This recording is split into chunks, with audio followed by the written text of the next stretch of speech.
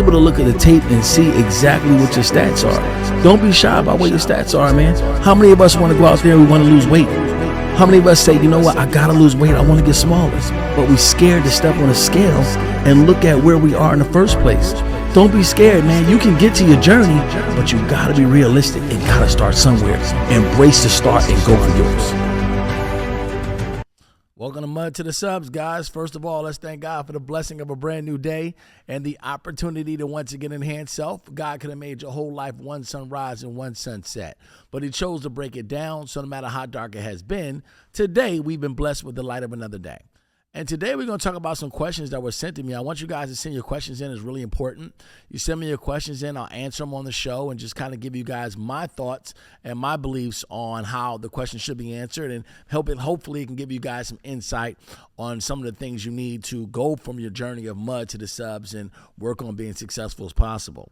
Now, we had a couple of questions come in. I think I'm going to do 4 of them today. And one of the first questions that came in, find it here, was interesting. Do you think a brother or sister should work hard for a black boss than they do a white boss? All right. So for those of you guys who don't know, they're talking about like a black person. Should that black person work harder if their boss is black or what the black company will say, as opposed to a white boss? And my answer is color is just pigmentation. That doesn't really matter. But I will say this, is the way you work for people that look like you, that you can identify with, and the way you work for people who don't identify with you generally determines how you feel about yourself. And I'll go in explaining that, because a lot of times we have an issue where familiarity breeds disrespect. So in other words, when your boss is, say, me or whatever, and I remind you of your sister, your brother, or I remind you of your cousin, or I remind you of your uncle, or your dad, or whatever the case may be, you can become comfortable.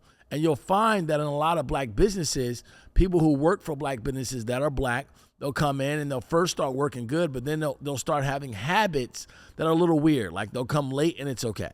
You know what I mean? Or they'll say, oh, you know what? I'm working when I'm not working, so I should still be paid. Or they have all these different things that they do, and these insinuations that generally don't coincide or concede with the goal of the business, which is to be successful. So if you find that you work for someone that looks like you and that you can identify with, and then you start slacking off, as opposed to you working with somebody who you don't identify with, like you say you work for a white guy and you don't have a lot of white friends, you really don't know about their world, and all of a sudden you're saying, listen, I'm here on time, and you're snitching on Barbara. You know, Barbara came in 6 minutes late the other day, and I'm telling you, she don't be doing her job all the time, Mr. Johnson, and we need to do something about this because I know it's only 6 minutes, but you can't be coming in 6 minutes late every day. And then you work for a black person, and you talking about you around on time, or you kind of on time. Well, that means that the issue is within yourself, because the minute you identify with somebody and you feel the need to slack off, you feel the need to not give your best, it means that you have an issue with you. And anything that represents something that you're close to doesn't deserve respect. It doesn't deserve your belief that it can be successful. You don't believe in it as much. You don't think it's worth as much, because you are missing and lacking in self-worth. And that's why people, when they work for people that they can identify with, they slack off. But when they work with people they cannot identify with, they give a better effort. It's because they have inferiority complexes, and they have confidence issues, and they really don't hold a high value on themselves and where they come from. That's my opinion on that particular question. Now, the next one we're going to talk about, it says, Saeed, you're very good at breaking things down for us. Can you break down a simple form on why someone should be Muslim? All right.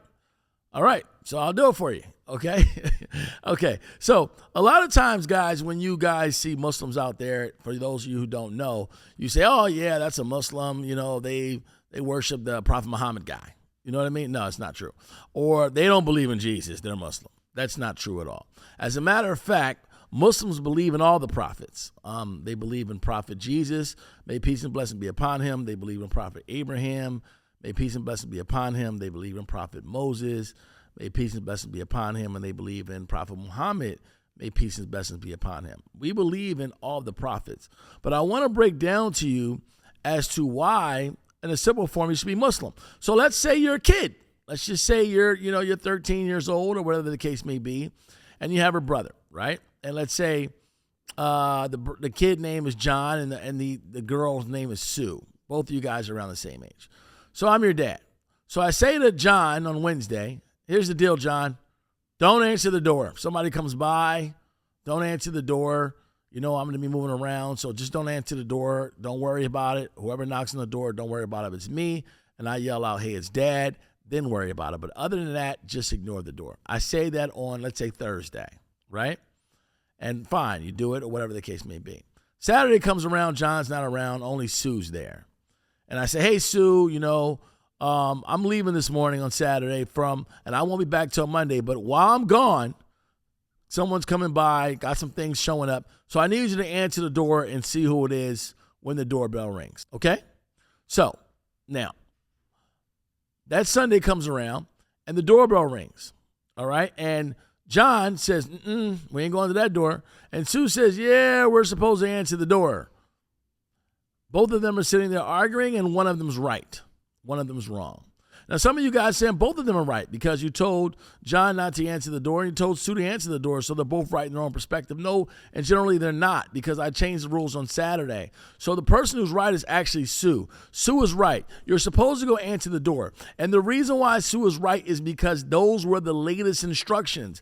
It doesn't matter what I said on Thursday. The latest instructions that I gave was on Saturday. So we have to obey the latest instructions given, if that makes sense, right? Well, religion works the same way. It's not a buffet. You can't say, hey, I'm going to be Christian, I'm going to be Jewish, be Muslim, whatever the case may be. At the end of the day, the most documented person in the history of mankind is the Prophet Muhammad sallallahu alaihi wasallam. Now, what that means in Arabic, in English, that's Arabic, it means Prophet Muhammad, may peace and blessings be upon him, is the most documented human being as far as I know, right? So that means that he is the last prophet. That means if you were born in that time or now, he is the last prophet. So therefore, you are required to follow the latest instructions on God, right? So the latest instructions that came from our Lord, because there's only one, is from the Prophet Muhammad. It was given through the Prophet Muhammad. May peace and blessing be upon him. So if those are the latest instructions, those are the instructions that you should follow. So yes, religion is not a buffet. You're Muslim. You should be. All right? That's a simple way of putting it. Next question is, I heard you say that a good hustler hustles everything twice. What do you mean by that? That's a good question. So what I mean by a good hustler hustles everything twice is a lot of us go out and hustle, right? A lot of us go out there and we do hair. Like, I don't know nothing about doing hair, but there's women out there, they go out there, they run a little ad, they telling girls, look, I do this type of hairstyle for $180, and women come over their house and they make money. And I know a young girl in D.C. works out of her house. She does like 2 or 3 heads a day, makes like $150 to $180 a head. The girl's making almost $450, close up between $500 to $600 per day at $175, $180 per head. She's making a lot of money. You know what I mean? And she's just doing hair. She's hustling. So that's one way. You got guys out there that sell, turtles, sell amphibians. You got guys that sell clothes, sell jewelry. Sometimes we hustling car washes and things of that nature. And you'll hear me say a lot, a good hustler hustles everything twice. But a lot of these people don't realize that hustle that you do, there's so many people out there. There's more people out there that want to know how to make the money that you make than there are people that want to come actually pay for your service. So when you learn to hustle, when you learn to go out there and make money, a good hustler hustles everything twice. So I'll give you an example. Let's say, for instance, you're a girl and you're doing hair and, at the end of the day, you're making $500 to $600 a day. Well, you should automatically be online and selling the idea of how to learn hair and how to make $500 or $600 a day. Because if you posted that all month, if you were consistent with it and said, hey, I have a training class, I can tell you how, my mom moved here, or I'm originally from Jamaica, and I'm not, and I'm out here making money, or, I didn't go to college and I still make, over $10,000 a month. I can show you how to make this money working from home. All you have to do is enroll in my class, right? So now, yeah, you're making $500 a day or whatever the case may be. But there's so many people in the world who are interested in how you're making $500 a day. You can hustle that twice. You can hustle it all month by working, and then at the end of the month, you may have 100 people in your class that you pay $250 to, which is $25,000. Those 100 people want you to teach them in a 5-hour course all the ins and outs of starting a business where you do hair, how to market, how to do the hair, how to get people to trust you, how to be comfortable in your living room, and how to make all that money. You can make all that money in one day just by teaching people what you know. So that's why I always say a real hustler hustles everything twice, because he knows how to use it for himself, and then he knows how to teach other people and get paid to do it. Because at the end of the day, that's the most valuable person, is the person who's doing something that they're teaching you. That's why I always tell people, consulting, if you're going to be a consultant, because that's basically what this is, it's saying you should consult in any business that you make money in. When you're a consultant, it always falls into 3 different categories. One category is not good, is you're out there consulting, but you make more money consulting than you do actually make money doing what you're talking about. So if she goes out and makes $25,000 on that one time, but then she doesn't make any month doing hair the rest of the time, that's a little misleading, because if the information was that valuable, you would use it for yourself, correct? So because you're making money in your field, because you're already finding success in your field,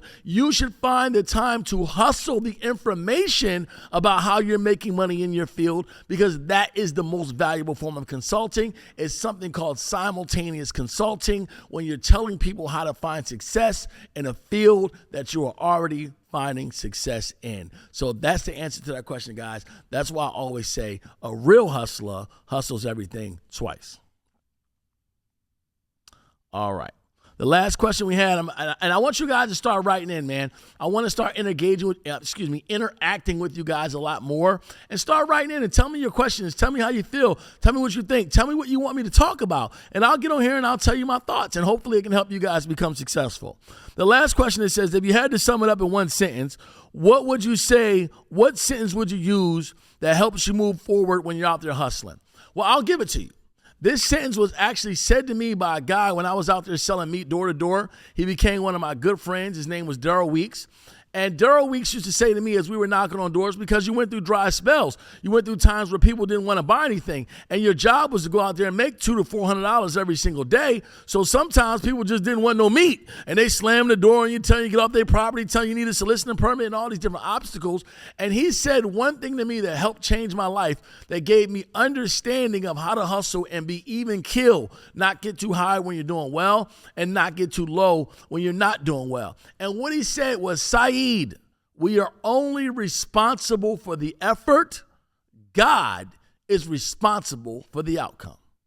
See, when you approach hustling in that manner, that you're just going out there to fish, you're just going out there to do everything you meaning. I got my hook, I got a good reel, I got some good bait, I picked a good spot, I'm out here throwing my reel in the water. Once you do everything you can do in your power to find success that you have control over, it is time to let go and not worry, because that's when the last thing kicks in, which is faith. And you tell God, hey, I'm only going to give the effort, but the outcome is up to you. And then what you do is, when you do that, you begin to work without worry. And when you work without worry, you perform better, you execute better, and your chance of becoming successful is so much better, because you're only responsible for what you're responsible for. And that's why I say that one saying, we're only responsible for the effort.